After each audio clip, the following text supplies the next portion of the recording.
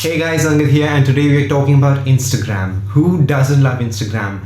But most of the time we just end up sitting at one place, scrolling through our feed, looking at the wonderful pictures from others and just hoping that our pictures looked half as good. Well, they can look better or at least at par, or well, we can try. This video is all about how you can start to slay at the Instagram game. Let's get started.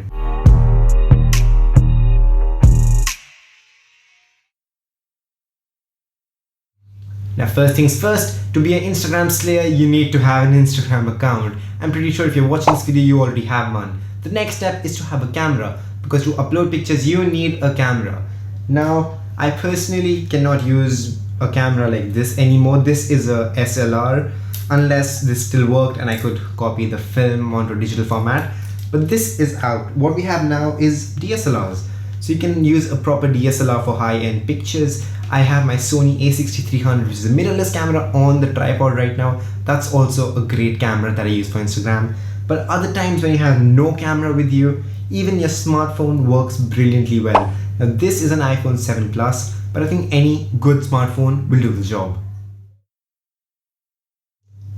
Now before we start, be sure to check me out on Instagram as well and follow me if you want to, and leave your feedback there if you wish to. Now, I have not been on Instagram very long, so I'm still building it over time. But for me as a theme, I click almost anything I find interesting. So some popular things on Instagram are clothes, cars, coffees, anything you find interesting. Now, me as a photographer, I try promoting myself over there. And besides Instagram, I usually promote myself on my website, which is in the description down below. You need to decide what you want to click.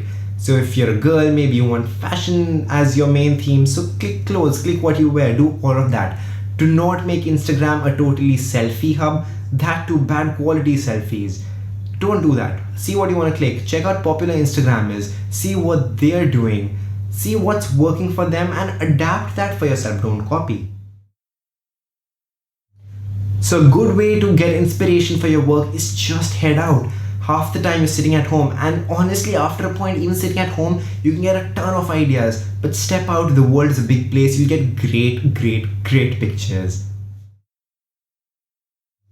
So let's say you've clicked some amazing pictures. Now you need to make them better with editing. Yes, editing plays a crucial role as it enhances the pictures just a little bit more to make it more interesting and more tempting. Now, talking about editing, I personally edit more on my laptop. I usually transfer the pictures from my camera or phone onto my laptop and edit them on Lightroom, work on it however I want, and then export them back to my phone using AirDrop. But half the time you may not have a camera or a laptop with you. You might just have your smartphone. So on my smartphone, I usually use VSCO Cam. It's a great app. You can edit a lot of things on it. It's pretty much amazing. It has a lot of tools and it's easy to use. And besides that, sometimes I just use the stock Photos Apple app, and that sounded funny, but yes, it's an inbuilt app for photos. It's got a great editor and just helps get the job done. Now, a lot of times your pictures are not going to be perfect squares. Maybe it's a beautiful landscape, but Instagram just supports squares.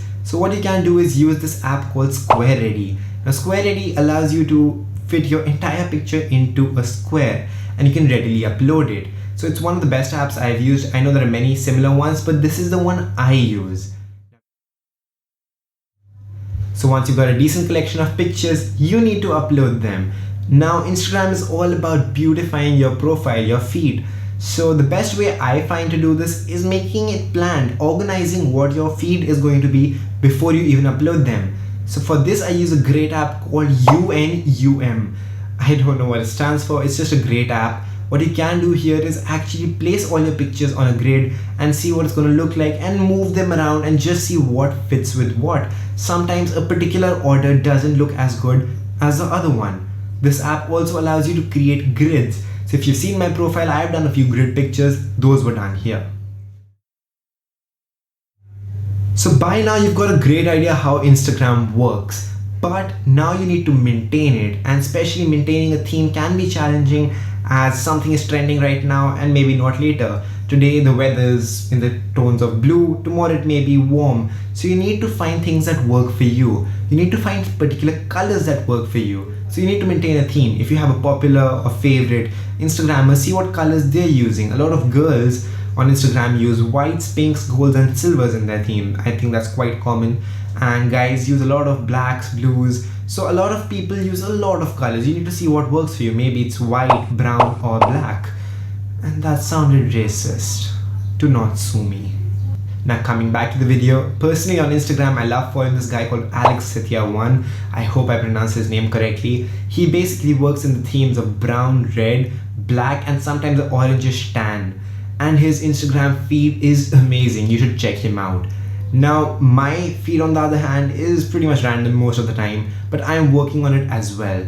And whatever I know I'm sharing with you, and a lot of people requested this. So if this helped you, be sure to hit that like button. You know where to find it.